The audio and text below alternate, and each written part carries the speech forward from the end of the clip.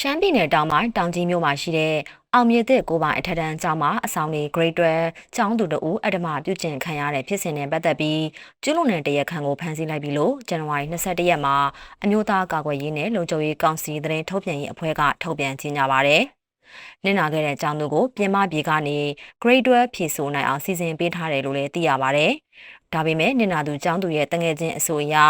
နင်နာသူဟာစိတ်ပိုင်းဆိုင်ရာထိခိုက်ခံစားနေရတဲ့အတွက်လာမယ့်မတ်လမှာကျင်းပမယ့် Grade 12စာမေးပွဲကိုဝင်ရောက်ဖြည့်ဆို့ဖို့မသေးကြဘူးလို့လည်းသိရပါတယ်။လက်ရှိမှာပြစ်မှုကျူးလွန်သူကိုတောင်ကြီးအမှတ်1နယ်မြေရဲစခန်းမှာဖမ်းဆီးထိန်းသိမ်းထားပြီးတော့ရာဇသက်ကြီးပုံမှာ386မရိမှုနဲ့နင်နာသူဘက်ကနေအမှုဖွင့်ထားပါတယ်။တောင်ကြီးမြို့တတော်ရက်ကွက်မှာရှိတဲ့အောင်မြေသစ်ကိုပိုင်အထက်တန်းကျောင်းမှာအဆောင်နေပြီးပညာသင်ကြားနေတဲ့ Grade 12ကျောင်းသူတဦးကိုကျောင်းပိုင်ရှင်ရဲ့တာဖြစ်သူလူငယ်ကအဓမ္မပြုကျင့်ခဲ့တာပါဖြစ်စဉ်အရဇန်နဝါရီလ15ရက်မွန်လွယ်12နာရီခွဲခန့်မှာတောင်ကြီးမြို့တတော်ရက်ကွက်အောင်မြေသစ်ကိုပိုင်အထက်တန်းကျောင်းမှာကျောင်းတက်နေတဲ့ Grade 12ကျောင်းသူကခေါင်းကိုက်လို့ဆိုပြီးဆရာမထံခွင့်တောင်းပြီးအဆောင်မှာပြန်လာနေစဉ်မှာ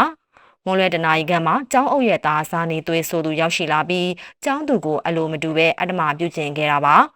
အဲဒီကျောင်းမှာတက်ရောက်နေသူတဦးကတော့ဆိုရှယ်မီဒီယာမှာအခုလိုပဲရေးသားထားပါတယ်ဖြစ်တာကလည်းသမီးတို့တငယ်ချင်းမှာဖြစ်ပုံက